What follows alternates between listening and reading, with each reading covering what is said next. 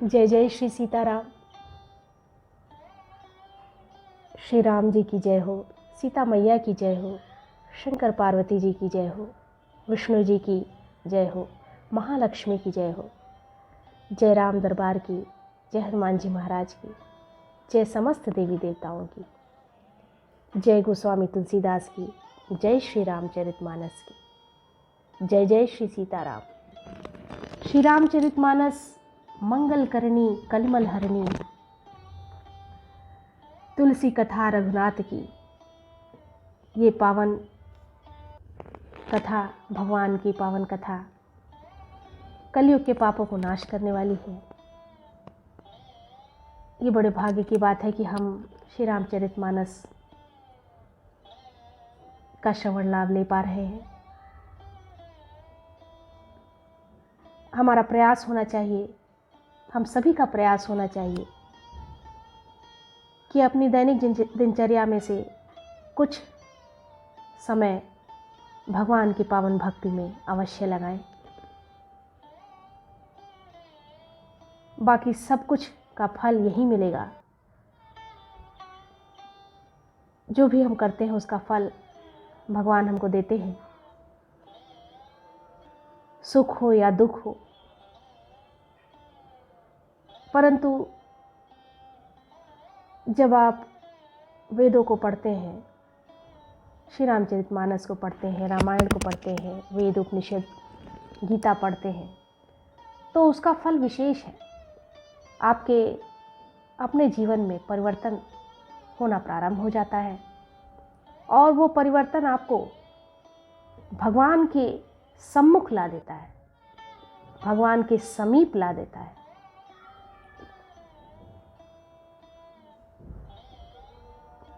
इसलिए प्रयास अवश्य करना चाहिए।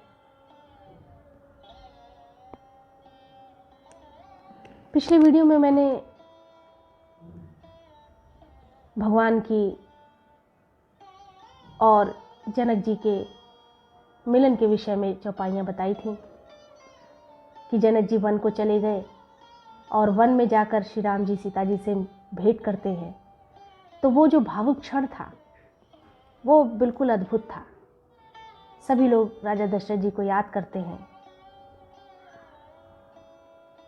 भगवान श्री राम और सीता जी के प्रेम में जनक जी डूब जाते हैं। ये सब भगवान की ही कृपा के कारण होता है। उसी क्रम को आगे बढ़ाते हैं। सोहन राम प्रेम बिनु ज्ञानु, करन धार बिनु जिमि जल जानु। श्री राम जी के प्रेम के बिना ज्ञान शोभा नहीं देता। जैसे कर्णधार के बिना जहाज। वशिष्ठ जी ने विदेहराज जनक जी को बहुत प्रकार से समझाया। तदंतर सब लोगों ने श्री राम जी के घाट पर स्नान किया। स्त्री पुरुष सब शोक से पूर्ण थे। वह दिन बिना ही जल के बीत गया। भोजन की बात तो दूर रही, किसी ने जल तक नहीं पिया। पशु पक्षी और हिरणों तक ने कुछ आहार नहीं किया। तब प्रियजनों एवं कुटुंबियों का तो विचार ही क्या किया जाए। दो समाज निमिराजु, रघुराजु नहाने प्रात। बैठे सब बट बिटपतर, मन मलिन क्रसगात। निमिराज जनक जी और रघुराज श्री राम जी तथा दोनों ओर के समाज ने दूसरे दिन सवेरे स्नान किया और सब बड़ के वृक्ष के नीचे जा बैठे। सबके मन उदास और शरीर दुबले हैं।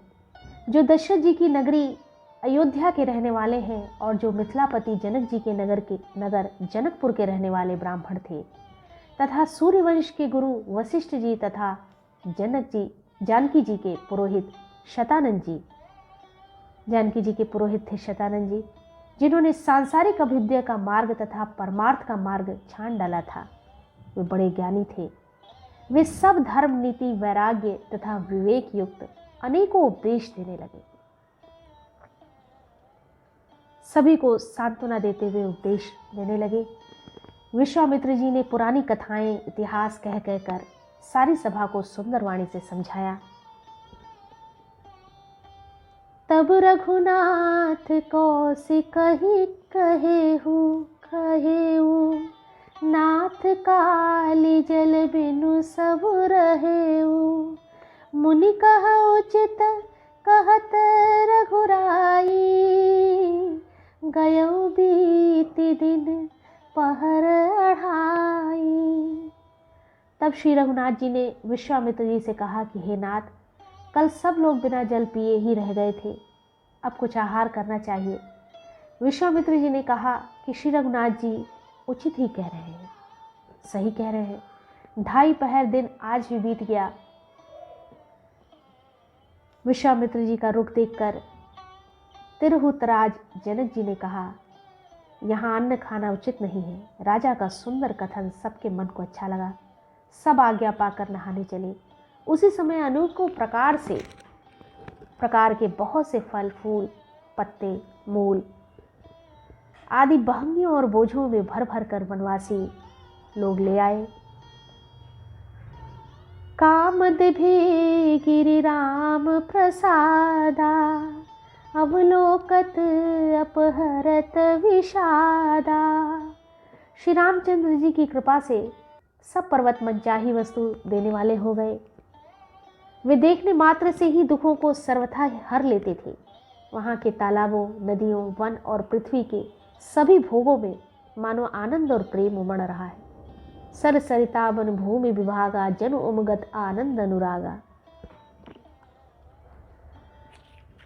बेल बिटप सब सफल सफूला, बोलत खग मृग अली अनुकूला।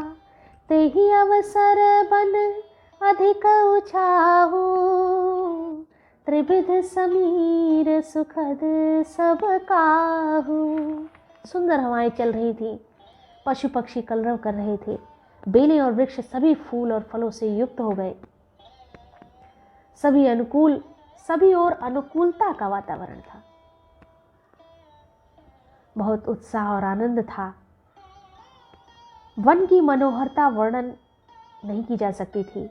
मानो पृथ्वी जनक जी की पहुनाई कर रही है। तब जनकपुरवासी सब लोग नहा नहा कर श्री रामचंद्र जी, जनक जी और मुनि की आज्ञा पाकर सुंदर वृक्षों को देख देख कर प्रेम में भरकर जहां तहां उतरने लगे। पवित्र, सुंदर और अमृत के समान स्वादिष्ट अनेक प्रकार के पत्ते, मूल और कंद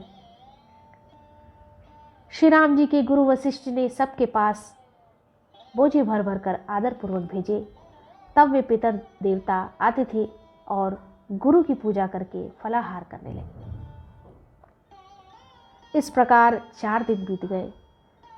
यही विधि बासर बीते चारी, राम निरख नर नारी सुखारी। दुह समाज असी रुचि मन माही, बिनु सिय राम फिर अब भल नाही। 4 दिन ऐसे ही बीत गए।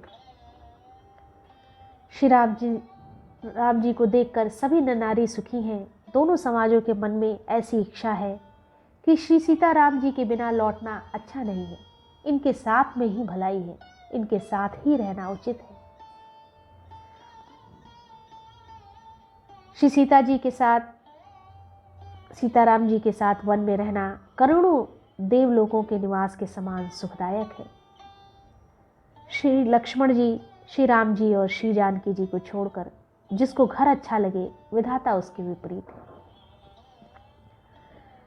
दाहिन दइयु होई जब सबही, राम समीप बसिय बन तबही। मंदाकिनी मज्जनु तिहुल काला, राम दरसु मुद मंगल माला। जब देव सबके अनुकूल हो तभी श्री राम जी के पास वन में निवास हो सकता है। मंदाकिनी जी का तीनों समय स्नान और आनंद तथा मंगलों की माला समूह रूप श्री राम का दर्शन, श्री राम जी के पर्वत कामदनाथ वन और तपस्वियों के स्थान में घूमना और अमृत के समान कंदमूल फलों का भोजन करना। 14 वर्ष सुख के साथ समान हो जाएंगे, बीत जाएंगे, जाते हुए जान नहीं पड़ेंगे।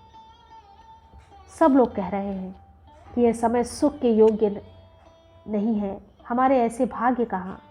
दोनों समाजों का श्री राम जी के चरणों में सहज स्वभाव ही से ही प्रेम है। यही विधि सकल मनोरथ करही, बचन सप्रेम सुनत मन हरही। सिय मातु तेहि समय पठाई, दासी देखी सुअवसर आई। उसी समय सीता जी की माता श्री सुनैना जी की भेजी हुई दासियां कौशल्या जी आदि के मिलने का सुंदर अवसर देखकर आई। उनसे यह सुनकर कि सीता जी की सब सासुएं इस समय फुर्सत में हैं, जनक राज का रनिवास उनसे मिलने आया। कौशल्या जी ने आदरपूर्वक उनका सम्मान किया और समय के उचित जानकर आसन लगाकर दिए। दोनों ओर सबके शील और प्रेम को देखकर और सुनकर कठोर वज्र भी पिघल जाते हैं। शरीर पुलकित और शिथिल है और नेत्रों में शोक और प्रेम के आंसू हैं। सब अपने पैरों के नखों से जमीन कुरेदने और सोचने लगी, सब सिय राम प्रीति की सी मूर्ति, जनु करुणा बहुवेश विसूरति। सिय मातु कह विधि बुद्धि बाकी, जो पय फेनु फोर पबिटा की।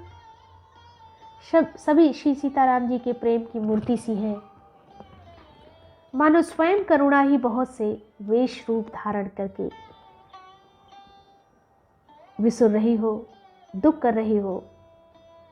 सीता जी की माता सुनैना जी ने कहा, विधाता की बहुत बड़ी टेढ़ी है, बुद्धि बहुत बड़ी टेढ़ी है, जो दूध के फेन जैसी कोमल वस्तु को वज्र की टाकी से फोड़ रहा है। अर्थात जो अत्यंत कोमल और निर्दोष है, उन पर विपत्ति ढा रहा है। बहुत सारी विपत्तियां उन लोगों को दे दी गई जो बहुत ही कोमल है, जो इसे सहन न कर सकेंगे। अमृत केवल सुनने में आता है और विष जहाँ तहाँ कौवे, उल्लू और बगुले ही दिखाई देते हैं। हंस तो एक मानसरोवर में ही है। सुनि सचो ससोच कह देवी सुमित्रा, विधि गति बड़ी विपरीत विचित्रा।